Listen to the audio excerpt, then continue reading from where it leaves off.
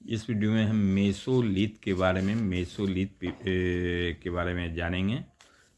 इसके पहले तो पैलियोलिथिक एज के बारे में जाने थे और मेसोलिथ एज के बारे में जानेंगे। मेसोलिथिक एज के बारे में ये 9000 बीसी से जो अपर पैलियोलिथिक जो एज था वो 9000 बीसी तक समाप्त हो चुका था।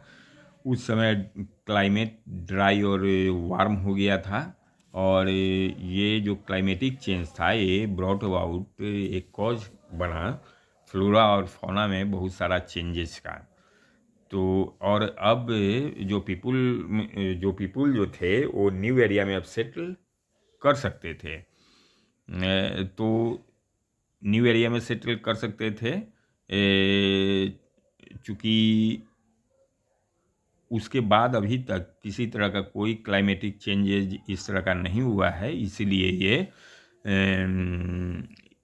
इसीलिए एक इंटरमीडिएट फेज के रूप में रखा जाता है। ये 9000 बीसी में एक intermediate phase stone age culture में शुरुआत हुआ, जो कि मेसोलिथिक एज, जिसको मेसोलिथिक एज कहते हैं। ये ट्रांजिशनल फेज था पैलियोलिथिक फेज और न्यूलिथिक फेज के बीच में।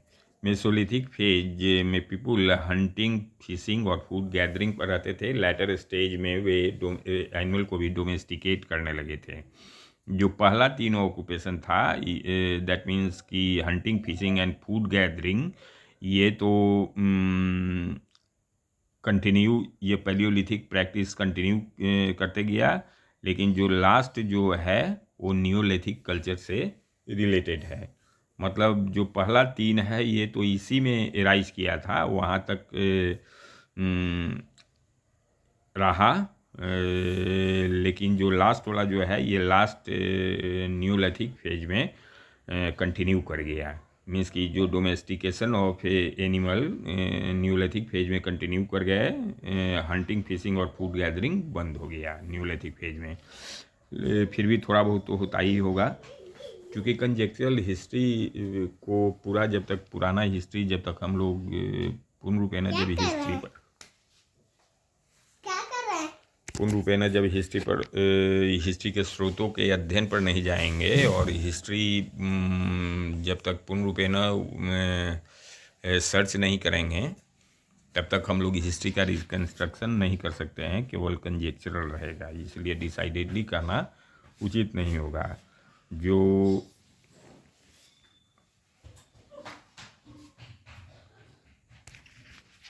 अब हम चलते हैं कि हंटिंग, फिशिंग और फूड गैदरिंग। अब कैरेक्टरिस्टिक टूल्स के बारे में कहते हैं कि कैरेक्टरिस्टिक टूल्स जो था न्यूलिथिक फेज का मेसोलिथिक फेज का, वो माइक्रोलिथ्स था। माइक्रोलिथ्स जो साइट है ये राजस्थान, उसके बाद southern Uttar Pradesh, central and eastern India, Krishna river के साउथ में ये पाया गया है। बगौर जो है राजस्थान में, वहाँ वो बहुत ही वेल एक्सकेवेटेड साइट है, जहाँ पर कि डिस्टिंक्टिव माइक्रोलिथिक इंडस्ट्री मिला है, जो शो करता है कि यहाँ जो पीपुल थे, यहाँ जो रह रहे थे, वो हंटिंग और पेस्टोरलिज्म पर निर्भर करते थे। ये साइट जो है 5000 ईयर्स तक 5000 year from 5th millennium BC onward से ये ऑक्युपाइड रहा है। कहाँ का? बागौर का। और आदमगढ़ मध्य प्रदेश और बागौर जो राजस्थान में अर्लीस्ट एविडेंस प्रोड्यूस करता है डोमेस्टिकेशन ऑफ एनिमल्स के बारे में। जो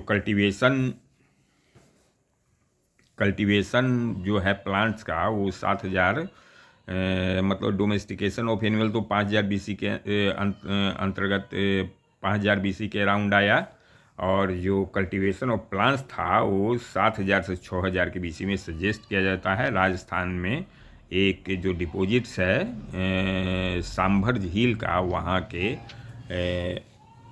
पर जो कुछ पाए गए हैं फोसिल्स, या वहाँ पर जो चिन्ह पाए गए हैं उसके हिसाब से अभी तक साइंटिफिकली डेटेड नहीं किया गया है कोई भी मेसोलिथिक साइट, कोई भी साइट जो मेसोलिथिक एज का है।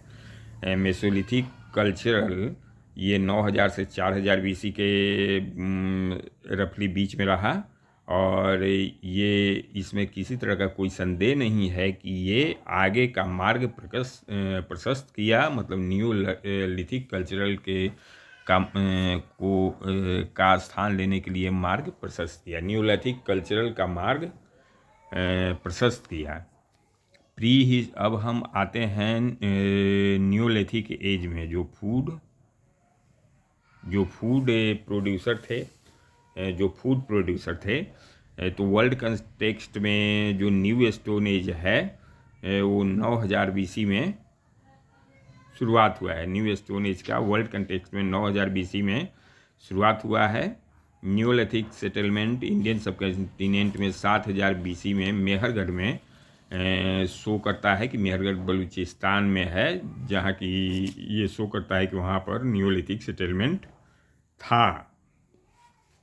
5000 बीसी के पहले इस स्थान के लोग पॉटरी का यूज नहीं करते थे। कुछ न्यूलिथिक साइट्स जो है वो नॉर्दर्न स्पर्स ऑफ विंध्याज पर भी पाया जाता है, जो 5000 बीसी के लमसम है, जिसका डेट बनता है। और जो जनरली जो उसके बाद साउथ इंडिया में सेटलमेंट जो पाया गया है न्यूलिथिक सेटलमेंट, तो 2500 बीसी के। तो हम कह सकते हैं कि 9000 बीसी में तो ये इंडियन कंटेक्स्ट में, वर्ल्ड कंटेक्स्ट में तो 9000 बीसी में शुरुआत हुआ, इंडियन कंटेक्स्ट में 7000 बीसी में शुरुआत हुआ, जो मेहरगढ़ में के एविडेंस से शो करता है। उसके बाद 5000 बीसी में 5000 बीसी तक कोई पॉटरी का यूज इन लोगों का ये लोग नहीं करते थे। और न्यूलिथिक साइट्स जो साउदर्न मतलब नॉर्दर्न स्पेयर्स ऑफ विंध्याज पाया जाता है, वो 5000 बीसी है। और साउथ इंडिया में 2500 बीसी है। मीन्स की वेरिएशन है, डेट में वेरिएशन है। इस एज के लोग टूल्स और इम्प्लीमेंट्स पॉलिश्ड स्टोन का यूज करते थे, मतलब कि पॉलिश्ड स्टोन का टूल्स और इम्प्लीमेंट्स यूज करते थे। उनका हथियार होता था एक्सेज, जो कि लार्ज नंबर में पाया जाता है, जो लार्ज नंबर में पाया गया है हिली ट्रैक्स में, कंट्री के हिली ट्रैक्स में। और कटिंग टूल को लोग वेरियस यूजेज में रखते थे।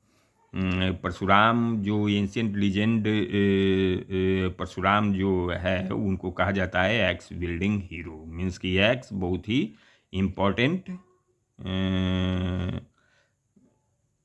ही इम्पोर्टेंट औजार भी था, और औजार था उस समय, इम्प्लीमेंट था।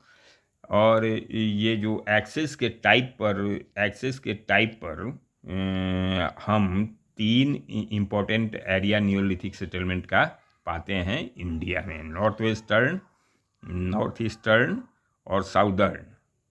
तो नॉर्थ वेस्टर्न ग्रुप में जो है न्यूलिथिक टूल्स, वो रेक्टेंगुलर एक्स है वहाँ, जिसका कि कर्व्ड कटिंग एज रहता है। उसके बाद है नॉर्थ ईस्टर्न ग्रुप शो करता है एक्स का रेक्टेंगुलर बट के साथ, और जिसका कि ओकेजनली शोल्डर्ड होज रहता है। और साउदर्न ग्रुप जो है वो ओवल साइड का होता है और पॉइंटेड बट का होता है। कहने का मतलब है कि नॉर्थ वेस्टर्न जो एक्स होता है वो तो रेक्टेंगुलर होता है, और कर्व्ड कटिंग एज मीन्स कि मुड़ा हुआ वृत्ताकार टाइप का जो होता है, वो एज का जिस तरह के पाते हैं। और अभी भी हम लोग देख सकते हैं गांव घर में या कहीं भी, नॉर्थ ईस्टर्न ग्रुप शो करता है कि रेक्टेंगुलर बट होता था। बट जो होता था वो रेक्टेंगुलर होता था, और उसके बाद मतलब पकड़ने वाला हिस्सा रेक्टेंगुलर होता था, और ओकेजनल उसमें शोल्डर्ड होज रहता था। मीन्स कि उसी में होज रहता था, शोल्डर्ड, वो भी शोल्डर्ड होता था। साउदर्न ग्रुप में ओवल साइट का था, ओवल मतलब अंडाकार साइट का, और पॉइंटेड बट रहता था, बट जो रहता था पॉइंटेड रहता था। तो नॉर्थ वेस्ट में कश्मीर में न्यूलिथिक कल्चर अपने ड्वेलिंग पीट्स, रेंज ऑफ कैरामिक्स और variety of stone and bones tool से ये डिस्टिंग्यूस्ड है। और कंप्लीट एब्सेंस ऑफ माइक्रोलिस, मीन्स कि माइक्रोलिस वहाँ नहीं पाया जाता है। मतलब ड्वेलिंग पीट्स, रेंज ऑफ कैरामिक्स, बहुत सारा कैरामिक्स पाया गया है, और स्टोन और बोन टूल्स से पाया गया है। तो कश्मीर में इस तरह का कल्चर है, ड्वेलिंग पीट्स के द्वारा जो डिस्टिंग्यूश किया जाता है। एक इम्पॉर्टेंट साइट है बुर्जा होम का, द प्लेस ऑफ बर्थ जिसको कहा जाता है, श्रीनगर में है। 16 kilometre north west of Srinagar. Neolithic people lake side में रहते थे, हिल के किनारे, लेक साइड पीट में रहते थे। लेक साइड पीट में रहते थे, मीन्स की गड्ढा खोद के रहते थे। और वे एग्रीकल्चर ऑक्यूपेशन से वे अवगत थे। जो गुफ करल का जो पीपुल थे, जो कि साउथ वेस्ट ऑफ श्रीनगर में पड़ता है, 41 किलोमीटर वहाँ से।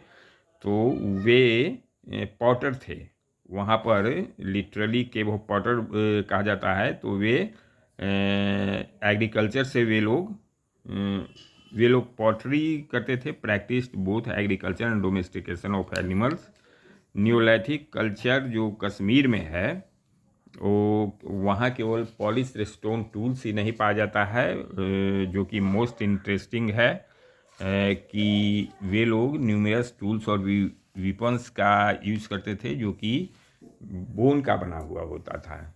अदर साइट है जहाँ पर कि बोन का मिलता है, वो चिरंद है, जहाँ की डियर से, मतलब कि हॉर्न्स ऑफ डियर से ये सब वहाँ इम्प्लीमेंट बनाया जाता है।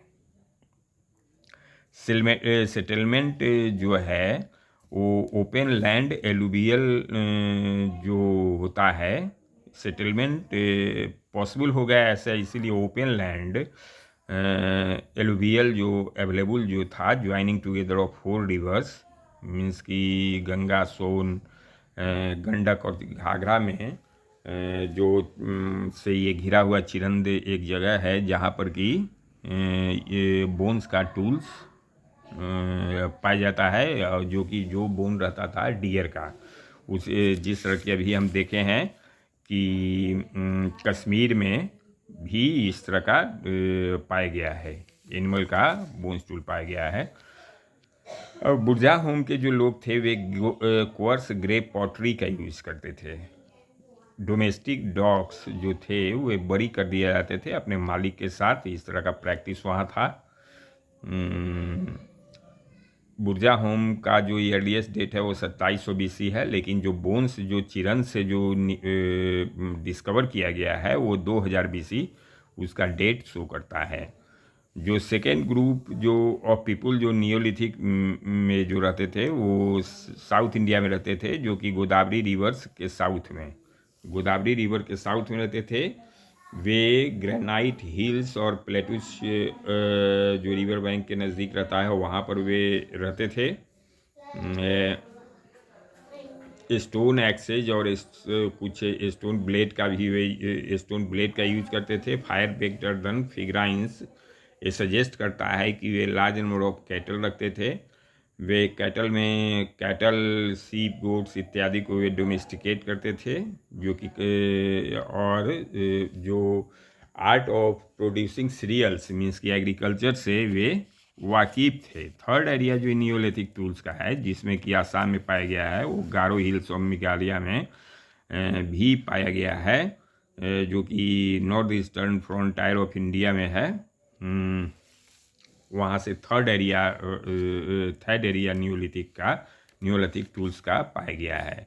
अब है कि नंबर ऑफ जो न्यूलिथिक जो सेटलमेंट है वो northern spots of Vindhyas in Mirzapur Allahabad district Uttar Pradesh, ये सब में पाया गया, ये सब है। मतलब नियोलिथिक साइट का ये एक्सटेंशन है कि कितना तक ये जोग्राफिकल ऑरिजिन है। नियोलिथिक साइट्स इलाहाबाद में नोटेड है, राइस के कल्टीवेशन के लिए नोटेड है। कुछ इंपॉर्टेंट नियोलिथिक साइट्स और माइक्रोलिथ्स लेयर जो कि एक्सकेवेट किया गया है वो मास्की है, ब्रह्मगिरी है, हल्लूर है, ये सब एक्सकेवेट किया गया है ये एरिया। कोडेकल है, संगान कल्लू है, टी नरसीपुर है, पिकली हल है, टक्काल नहीं बधिया रे, बधिया डाल ही न रे। टक्काल कोटा है कर्नाटक में, पटियाम पल्ली है तमिलनाडु में, उटनूर है। उटनूर एक इम्पोर्टेंट साइट है, न्यूलिथिक साइट, जो कि आंध्र प्रदेश में पड़ता है। न्यूलिथिक फेज साउथ इंडिया में कवर करता है करीब 2000 से 1000 BC का पीरियड। अब न्यूलिथिक सेटलर जो पिकली हल में थे वे कैटल हर्डर्स से कैटल में सीप गोट्स ये सब को डोमेस्टिकेट करते थे। वे सीजनल कैंप से वे रहते थे सीजनल कैंप में, जो कि काऊ पेन से सराउंडेड रहता था। जब वे जाने लगते थे तो इंटायर कैंप को, कैंपिंग ग्राउंड को जला दिया जाता था, और ताकि वो कैंप ताकि वो फिर दोबारा वहाँ रह सकें। Neolithic settlers earliest farming communities थे। वो स्टोन होज और डिगिंग स्टिक से अपना खेती कर मतलब कि डिगिंग स्टिक्स जिसके कि एंड पे रिंग स्टोन्स लगा रहता था, जो कि 1 से आधा किलोग्राम के बीच में जिसका वजन होता था। इससे वे डग करते थे, मीन्स कि खोदते थे, इसे वे प्लॉ करते थे फील्ड को। माइक्रोलिथिक ब्लेड्स का भी यूज करते थे इस तरह से, और वे सर्कुलर और रेक्टेंगुलर हाउसेज में रहते थे, जो कि मड और रीड के द्वारा बनाया जाता था। इसका मतलब ये ऐसा कहा जा सकता है कि प्रिमिटिव पीपुल जो थे वो सर्कुलर हाउसेज में जो रहते थे वो ज्वाइंटली वे ज्वाइंटली प्रॉपर्टी को ओन करते थे, और जो रेक्टेंगुलर हाउसेज में रहते थे वो ज्वाइंटली नहीं बल्कि प्राइवेटली प्रॉपर्टी को होल्ड करते थे। न्यूलिथिक के पीपुल जो मेहरगढ़ का है वो बहुत ही एडवांस है। वो एक व्हीट कॉटन और लीव भी बनाते थे और मड ब्रिक में रहते थे। चूँकि न्यूलिथिक फेज में several settlements cultivation of serial से अवगत था, इसीलिए उनको, और डोमेस्टिकेशन ऑफ एनिमल से अवगत था, तो इसलिए उनको पॉटरी की भी आवश्यकता हुई होगी। पॉटरी किस लिए? खाने पीने और ईटिंग और कुकिंग के लिए, और होल्ड करने के लिए, सीरियल्स को होल्ड करने के लिए। तो hence pottery first appears in this page. Handmade जो पॉटरी होता है वो फाउंड किया गया है इस स्टेज में। न्यूलिथिक पीपुल फिर बाद में फुट व्हील्स का यूज़ करने लगे पॉट्स बनाने के लिए। उनका पॉटरी जो था वो ब्लैक बर्निश्ड वेयर कहा जाता है, ग्रे वेयर था और मैट इम्प्रेस्ड वेयर था। न्यूलिथिक सेल्स, एजेज, एक्सेज, चिसल्स ये फाउंड किया गया है उड़ीसा और छोटा नागपुर हिल में। लेकिन जो टेरेसेज ऑफ जो न्यूलिथिक सेटलमेंट है वो मध्य प्रदेश में कम है और अपर डेक्कन में भी कम है, because of lack of types of stone. उस तरह के स्टोन के अभाव के कारण, जो कि अपने आप को ग्रीनिंग और पॉलिशिंग और पॉलिशिंग जिस पर किया जा सके। पीरियड जो है 9000 से 3000 BC एक रिमार्केबल प्रोग्रेस देखा टेक्नोलॉजी में, वेस्टर्न एशिया के टेक्नोलॉजी में। जो कल्टीवेशन का जो आर्ट ऑफ कल्टीवेशन में, वीविंग में, pot making, house building, domestication of animals, writing, ये सब में इंटायर जो ये प्रोसेस है जिससे कि सिविलाइजेशन राइज होता है, वो न्यूलिथिक एज में राइज कर गया था। मीन्स की शुरुआत उसका हो चुका था। न्योलिथिक एज में जो इंडियन सब कॉन्टिनेंट में न्योलिथिक एज इंडियन सब कॉन्टिनेंट में करीब 6 मिलियन BC में स्टार्ट होता है, और जिसमें कि important crops including rice, wheat, barley ये सब कल्टीवेट किए जाते हैं सब कॉन्टिनेंट में, और फ्यू विलेजेज इस पार्ट में अपीयर होता है वर्ल्ड में। मतलब फ्यू विलेजेस भी इस पीरियड में अपीयर होता है सब कॉन्टिनेंट में, और इसका ये अपीयर होता है कि पीपुल जो थे वो सिविलाइजेशन के थ्रेश होल्ड पे थे, मतलब शुरुआत पर थे। पीपल ऑफ स्टोन एज एक ग्रेट लिमिटेशन से सफ़र करते थे।